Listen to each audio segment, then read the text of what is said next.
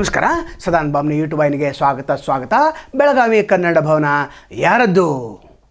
ಇಲ್ಲಿ third party ಬಂದು ಕೂತಿದ್ದು ಯಾಕೆ? ಇದನ್ನು ಜಿಲ್ಲಾಧಿಕಾರಿಯ ಉತ್ತರ ಕೊಡಬೇಕು. ಯಾಕಂದ್ರೆ ಭೂಮಿ ಸರ್ಕಾರದ್ದು. ಯಡಿಯೂರಪ್ಪ ಮತ್ತು ಕುಮಾರಸ್ವಾಮಿ ಅವರಿದ್ದಾಗ ಇದನ್ನು ಅಡಿಗಲ್ಲ ಮಾಡಿದರು. ಅಂದ್ರೆ ಸರ್ಕಾರಿ ಜಮೀನಾತು.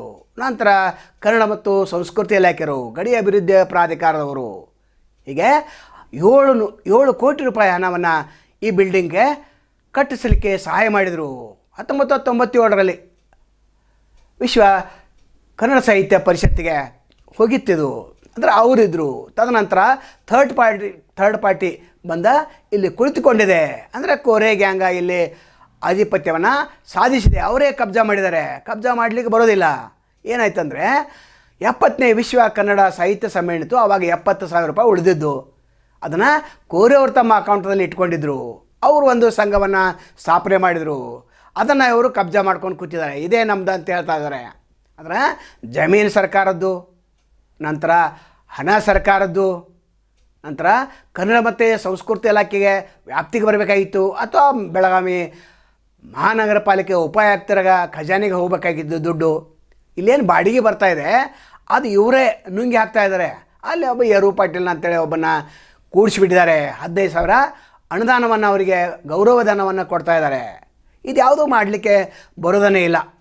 ಯಾಕಂದರೆ ಸರ್ಕಾರಕ್ಕೆ ಪೇಮೆಂಟ್ ಆಗಬೇಕಾಗಿತ್ತು ಅಂಗಡಿ ಬಾಡಿಗೆ, ಆದರೆ ಅದು ಆಗ್ತಾಯಿಲ್ಲ. ಕನ್ನಡ ಭವನಕ್ಕೆ ಕನ್ನಡ ಚಟುವಟಿಕೆಗಳು ಹೆಚ್ಚು ಆಗಬೇಕು. ಗಡಿ ಭಾಗದಲ್ಲಿ ಕನ್ನಡ ಚಟುವಟಿಕೆ ಹೆಚ್ಚು ಆದ್ಯತೆ ಕೊಡಬೇಕಂತ ಕಟ್ಟಿಸಿದ್ದಾರೆ. ಸರ್ಕಾರ ಉದ್ದೇಶ ಕೂಡ ಇದೇ ಆಗಿತ್ತು. ಆದರೆ ಇಲ್ಲಿ ಕನ್ನಡ ಚಟುವಟಿಕೆಗಳು ನಡಿಬೇಕಾದ್ರೆ 5,000-10,000 ಕೊಡಬೇಕು. ಅಶೋಕ್ ಚಂದ್ರ ಅವ್ರ ಕಡೆಯಿಂದ ಇವರು ವಸೂಲಿ ಮಾಡಿದ್ದಾರೆ 13,000. ಚಿಕ್ಕ ಪುಟ್ಟ ಕಲಾವಿದರು ಬರ್ತಾರೆ, ಅವ್ರಿಗೂ ಕೂಡ 5,000-10,000 ಕೊಡ್ರಿ, 20,000 ಕೊಡ್ರಿ ಅಂತೇಳಿ ಆ ರಸೀದನ್ನಿಲ್ಲ, ಏನೂ ಇಲ್ಲ. ಈಗ ಜಿಲ್ಲಾಧಿಕಾರಿ ಯಾರ್ಯಾರು ಎಲ್ಲೆಲ್ಲಿ ಎಷ್ಟೆಷ್ಟು ವಸೂಲಿ ಮಾಡ್ತಾಯಿದ್ದಾರೆ ಅದನ್ನು ಡಿಟೇಲ್ ಕೊಡಬೇಕಂತ ಏನೋ ಆದೇಶ ಹೊರಡಿಸಿದ್ದಾರೆ. PWD ಇಲಾಖೆಯ ಅನೇಕರು ಇದರ ಸದಸ್ಯರಾಗಿದ್ದಾರೆ. ನಿರ್ಮಿತಿ ಕೇಂದ್ರ ಅಂದರೆ ನಿರ್ಮಾಣ ಕೇಂದ್ರಕ್ಕೆ ಇದರ ಸಲಹೆ ಕೊಡೋರು ಯಾರು ಅಂದರೆ ಇದಕ್ಕೆ ಹೋಗಬೇಕಾಗಿತ್ತು. ಅಂದರೆ DC ಅವರ ಅಕೌಂಟಿಗೆ ಹೋಗಬೇಕಾಗಿತ್ತು. ಆದರೆ ಯಾವುದೂ ಇಲ್ಲ. ಈಗ ಥರ್ಡ್ ಪಾರ್ಟಿ ಬಂದು ಕೂತಿದ್ದಾರೆ. ಅಂದರೆ ಕಬ್ಜಾ ಹಿಡಿದಾರೆ. ಸುಪ್ರೀಂ ಕೋರ್ಟ್ ಆದೇಶ ಏನಿದೆ, ಕಬ್ಜಾ ಇದ್ದವರಿಗೆ ಇದು ಸಲ್ಲತಕ್ಕದ್ದು ಅಂತಿದೆ. ಆದರೆ ಕಬ್ಜಾ ಯಾಕೆ ಮಾಡಿದ್ದಾರೆ ಅಂದರೆ ಕಾನೂನು ಬಾಹಿರವಾಗಿ ಮಾಡಿದ್ದಾರೆ. ಇದನ್ನು ಜಿಲ್ಲಾಧಿಕಾರಿ ಗಮನಿಸಬೇಕು. ಅವ್ರು ನೋಟಿಸ್ ಕೊಟ್ಟರೆ ಆಗೋದು. ಯಾಕಂದರೆ ನೋಟಿಸ್ ಕೊಟ್ಟರೆ ಅವ್ರು ಏನು ಮಾಡ್ತಾರೆ, ಇದನ್ನು ಕೋರ್ಟಿಗೆ ಹೋಗಿ ತಡೆಗಟ್ತಾರೆ. ಮತ್ತು 8-10 ವರ್ಷ ಹೋಗ್ತದೆ. ಜಿಲ್ಲಾಧಿಕಾರಿ ಅವರು ಇದನ್ನು ಸುಪದ್ರಿಗೆ ತೆಗೆದುಕೊಳ್ಬೇಕಾದ್ರೆ ಕಾನೂನು ತಜ್ಞರ ಸಲಹೆಯನ್ನು ಪಡಿಬೇಕು. ಯಾಕಂದರೆ ಬೆಳಗಾವಿ ಕನ್ನಡ ಸಾಹಿತ್ಯ ಭವನ ಪರಿಸ್ಥಿತಿ ಏನಾಯ್ತು, ಚೆನ್ನಮ್ಮ ಹತ್ತಿರ ಸರ್ಕಲ್ದು, ಅಲ್ಲಿ ಕೂಡ ಸರ್ಕಾರ ಭೂಮಿ ಕನ್ನಡ ಮತ್ತು ಸಂಸ್ಕೃತಿ ಇಲಾಖೆ ದುಡ್ಡು ಹಾಕಿದರು. ಆದರೆ ಈಗ ಅಲ್ಲಿಯೂ ಕೂಡ ಥರ್ಡ್ ಪಾರ್ಟಿ ಬಂದು ಕೂತಿದೆ. ಇಂಥ ಬೆಳಗಾವಿಯಲ್ಲಿ ಸಾಕಷ್ಟು ಇವೆ. ಗಾಂಧಿ ಭವನ ಅದು ಏನು AB ಪಾಟೀಲ್ ಕಬ್ಜಾದಂದು ಬಂದು ಕೂತಿದೆ. ನಂತರ ಮುಂದೆ ಇದ್ದಂಥ ಶಿಕ್ಷಕರ ಭವನ ಅದೇ ಯಾವನೋ ಒಬ್ಬ ಹೊಡ್ಕೊಂಡು ಕೂತಿದ್ದಾನೆ.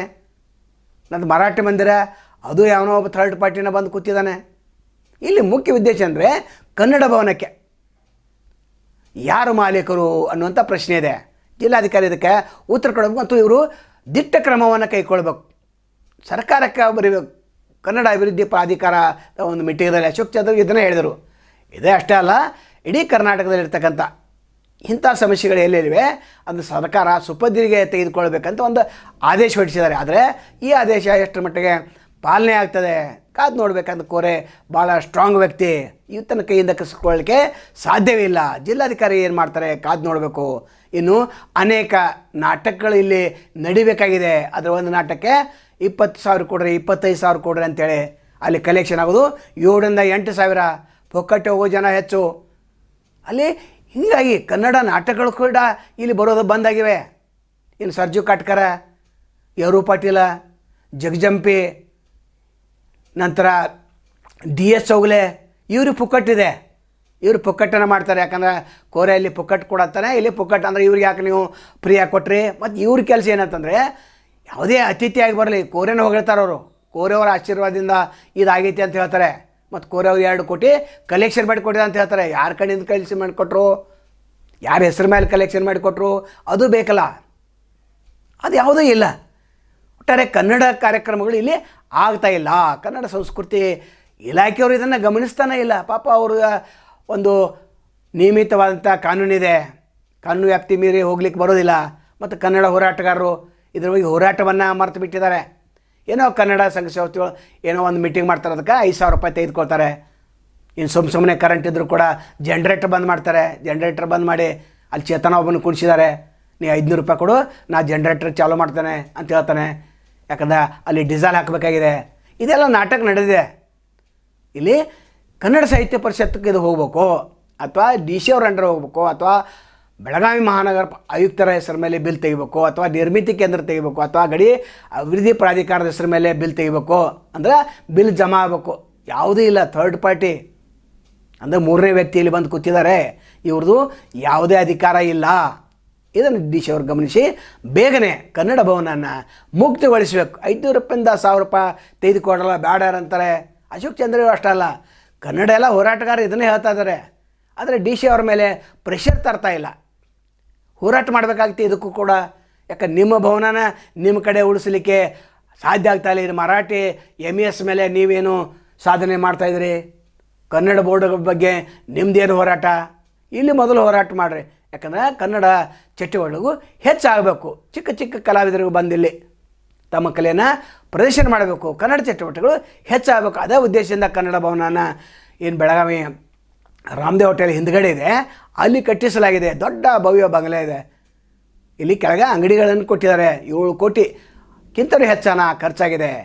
ಇಲ್ಲಿ ಹೆಚ್ಚು ನಾಟಕಗಳು ಬರಬೇಕು. ಇದನ್ನು ಫ್ರೀಯಾಗಿ ಕೊಡಬೇಕು. ಅಥವಾ 500ರಿಂದ 1,000 ರೂಪಾಯಿ ನೀವು ತೆಗೆದುಕೊಂಡು ಏನು ಕರೆಂಟ್ ಬಿಲ್ ಇದೆ ಅದಕ್ಕೆ ನೀವು ತೆಗೆದುಕೊಡ್ರಿ. ಅದರ ಬಿಲ್ ಮಾತ್ರ ಯಾರಿಗೆ ಹೋಗ್ತಾ ಇದೆ ಇದನ್ನು ಜಿಲ್ಲಾಧಿಕಾರಿಗೆ ಉತ್ತರಿಸಬೇಕು.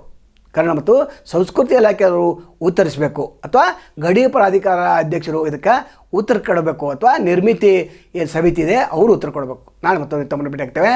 ಅಲ್ಲಿವರೆಗೆ ಎಲ್ಚವಾಗಲಿ. ನಮಸ್ಕಾರ.